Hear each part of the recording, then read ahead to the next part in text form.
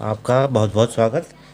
कक्षा 8 के घन और घनमूल पाठ का पहला प्रश्न, निम्नलिखित संख्याओं में कौन सी संख्याएं पूर्ण घन नहीं हैं? इन संख्याओं में 216, 128, 1000, 100 और ये है 46,656। इन संख्याओं में हमने ये बताना है कि कौन सी संख्याएं पूर्ण घन नहीं हैं। इस प्रश्न को आगे हल करें इससे पहले इससे संबंधित जानकारी हम ले लें। सबसे पहली जानकारी कि किसी संख्या का घन क्या होता है। घन, यदि हम कोई संख्या लें, माना हम 5 लेते हैं, तो 5 का घन का मतलब होता है 5 को 3 बार गुणा कर देना, इस तरह से। और यदि हम 5 को 3 बार गुणा कर देते हैं तो यह हो जाता है 125। 125 को 5 का घन कहा जाता है।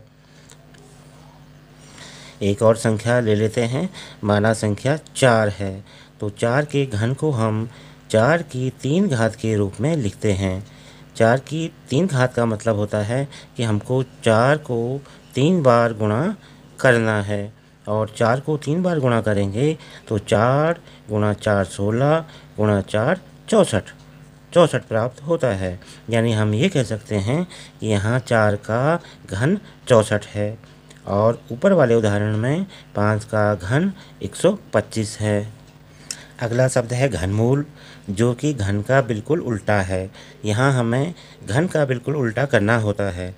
जैसे 64 का हमने घनमूल निकालना है, तो सबसे पहले 64 के घनमूल के लिए हम इस तरह से चिन्ह बनाते हैं और यहाँ 3 लिख देते हैं। तो इस चिन्ह का मतलब होता है घनमूल और 64, यानी 64 का घनमूल निकालना है। तो 64 का घनमूल निकालने के लिए हम 64 के पहले अभाज्य गुणनखंड करते हैं। ऐसे 64 2 से भाग देंगे, 2 3 6, 2 दूना 4, 2 एकम 2, बचा 1, हुआ 12, 2 छक्का 12, 2 अट्ठा 16, 2 चक्को 8 और 2 दूना 4। इस तरह से हम 64 के अभाज्य गुणनखंड कर लेते हैं और उन्हें लिख देते हैं इस तरह से, 2 गुणा 2 गुणा 2 गुणा 2 गुणा 2 गुणा गया 2, 2 दूना 4, 2 दूना 16, 30 दूना 64। अब हम 3 3 के जोड़े बनाते हैं। 1 2 3 का एक जोड़ा बन गया और 1 2 3 का एक जोड़ा बन गया, इस तरह से। और एक जोड़े के बदले एक अंक हम लिख लेते हैं। इस जोड़े के बदले हमने 1 2 लिखा, गुणा का गुणा, और इस जोड़े के बदले हमने 1 2 लिख दिया। तो ये हो गया घनमूल 64 बराबर 2 गुणा गया 2 यानी 4। इस तरह से घनमूल 64 बराबर 2 गुणा 2 यानी 4। यहाँ 64 के अभाज्य गुणनखंड करने पर 3 3 अंकों के 2 पूरे जोड़े बन गए थे। यदि किसी संख्या के अभाज्य गुणनखंडों के 3 3 के पूरे जोड़े न बन पाएँ तो वह संख्या पूर्ण घन नहीं होती। तो यहाँ हमने देखा कि 64 के घनमूल करते हुए अभाज्य गुणनखंडों के 2 पूरे ग्रुप बन गए थे, या 2 पूरे जोड़े बन गए थे, जिनमें अभाज्य गुणनखंडों की संख्या 3 थी। हमने 3 3 के जोड़े।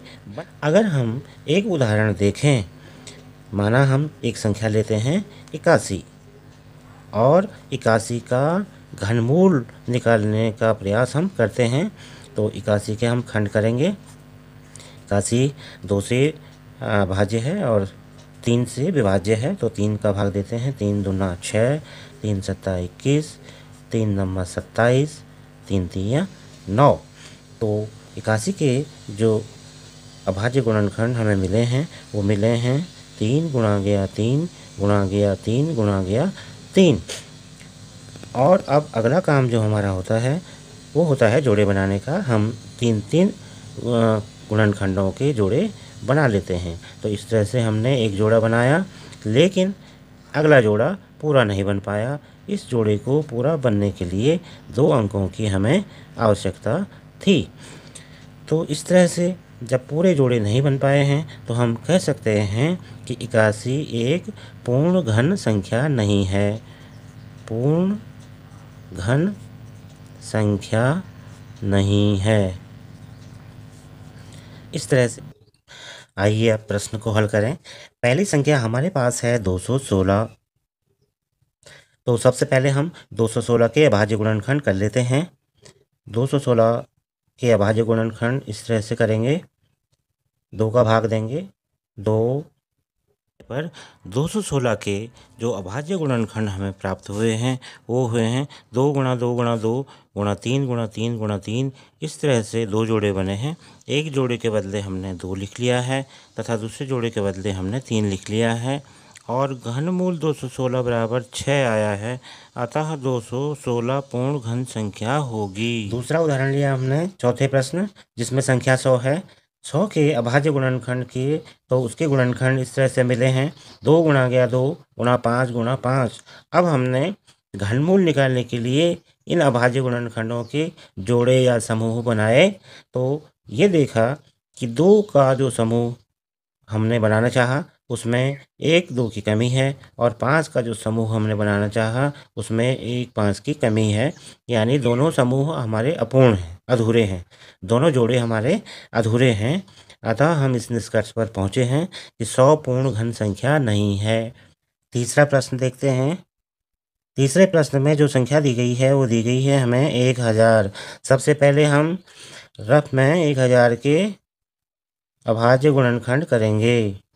2 का भाग देंगे 2 पंजे 10 2 शून्य ज्यों का त्यों। फिर 2 का भाग देंगे 2 दूना 4 2 पंजे 10 1 शून्य ज्यों का त्यों। फिर 2 का भाग देंगे 2 कम 2 2 दूना 4 2 पंजे 10।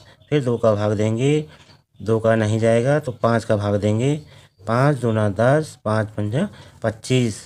फिर 5 का भाग देंगे 5 पंजा 25। इस तरह से 1000 के हमारे पास अभाज्य गुणनखंड आ गए हैं और ये हैं 2 गुणा गया 2 गुणा गया 2 गुणा गया 5 गुणा गया 5 गुणा गया 5।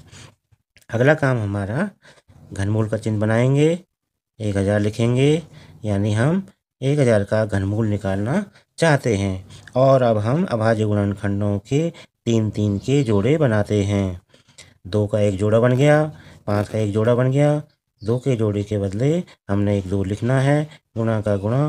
5 के जोड़े के बदले हमने एक 5 लिखना है और अब इन दोनों संख्याओं को हमने गुणा कर देना है। इनका गुणा 2 गुणा 5 बराबर 10। इसका मतलब है कि 1000 का घनमूल 10 है। तो 1000 पूर्ण घन संख्या है क्योंकि यहाँ 3 3 के जो जोड़े हमने बनाए वो पूरे हैं, समूह पूर्ण हैं। अभाज्य गुणनखंडों के समूह पूर्ण हैं। अतः 1000 पूर्ण घन संख्या होगी। तो हम लिख लेते हैं उत्तर, संख्या 1000 पूर्ण घन संख्या है। इस तरह से अन्य प्रश्नों को भी हम हल करेंगे।